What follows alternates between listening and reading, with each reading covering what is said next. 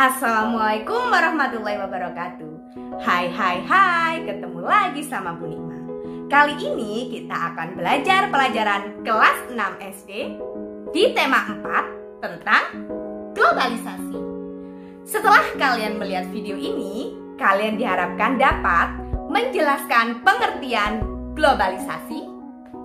Lalu yang kedua adalah kalian dapat memahami faktor-faktor pendukung globalisasi. Dan yang terakhir, kalian bisa menjelaskan dampak positif dan dampak negatif globalisasi. Selamat menyaksikan. Pernahkah kalian melihat lukisan semacam ini? Ini adalah suasana pedesaan Indonesia pada zaman dahulu. Suasananya sangat berbeda dengan masa kini. Coba perhatikan. Dahulu, orang menggunakan tenaga hewan seperti kerbau dan kuda. Alat transportasi ini disebut cikar dan delman. Untuk berpergian ke luar pulau menggunakan perahu layar. Tidak ada penerangan jalan dan lampu lalu lintas. Sekarang perhatikan rumah penduduknya. Di rumah penduduk menggunakan penerangan yang berasal dari rentera, petromax, atau lilin. Para penduduk makan makanan tradisional Indonesia seperti klepon, cenil, gatot, dan juga tiwul. Pernahkah kalian merasakan masakan-masakan tersebut? Itu sangat enak sekali. Dan itu merupakan makanan tradisional Indonesia. Ini adalah suasana perkotaan masa kini. Lampu penerangan ada di mana-mana, sehingga manusia tetap dapat beraktivitas di malam hari. Alat transportasi menjadi lebih canggih sehingga mempermudah manusia untuk bepergian dari satu tempat ke tempat lain, bahkan dari satu negara ke negara yang lain. Kita bisa berinteraksi sosial dengan seluruh penduduk di berbagai belahan dunia. Kita dapat mengenal budaya dunia melalui internet dan televisi.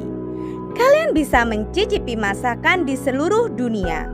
Bahkan perusahaan-perusahaan ternama di dunia membuka cabang restoran di Indonesia. Globalisasi berasal dari kata global yang berarti dunia.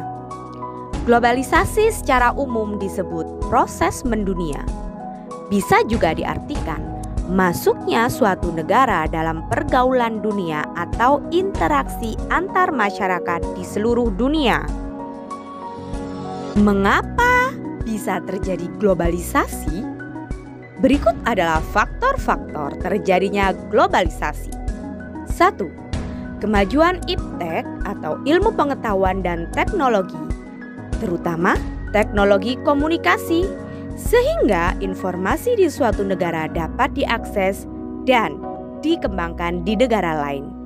2. Kemajuan iptek di bidang transportasi dan adanya kerjasama ekonomi.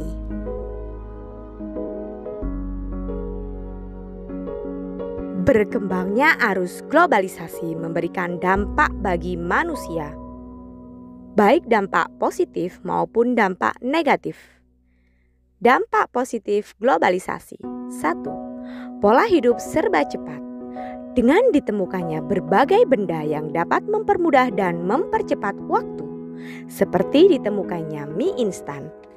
Sebagai informasi bahwa Indomie adalah produk Indonesia yang mendunia. 2. Pesatnya perkembangan teknologi informasi dan komunikasi. Perkembangan ini mendorong ditemukannya komputer, telepon seluler, dan internet. Dengan adanya internet, masyarakat dapat mengakses informasi dengan murah, mudah, dan cepat. Dan yang ketiga, meningkatkan pemanfaatan sumber daya alam. Teknologi berperan besar dalam usaha pemanfaatan sumber daya alam. Selanjutnya adalah dampak negatif dari globalisasi. 1. Berkurangnya tenaga ahli di bidang pertanian.